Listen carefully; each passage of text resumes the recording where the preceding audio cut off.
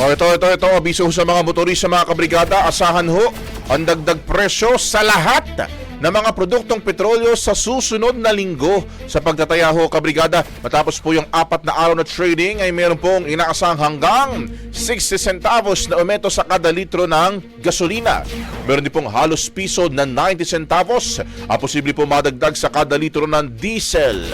Abang meron naman hanggang 40 centavos na price hike dyan ho yan sa kerosene.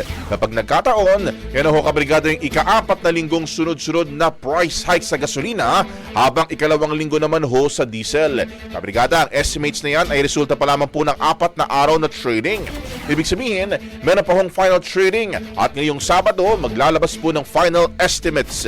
Araw naman ng Lunes, i-anunsyo ang opisyal na price adjustment at magiging epektibo ho yan sa araw ng Martes. Ayon po sa DOE, ang aumento ay posibleng bunga ho ng tensyon sa pagitan ng Russia at Ukraine, nuclear deal ng Amerika at Iran, supply concerns sa produksyon sa Canada dahil nga ho sa naganap na wildfire, at mga kabrigada, ito pong nararanasan ngayon na pagbaba ng US crude oil inventory na mas mataas pa raw sa inaasahan. Brigada Balita sa Umaga. Ang bahaging ito ay hatid sa atin ng Power Cell Soya Coffee. Masarap araw-arawin.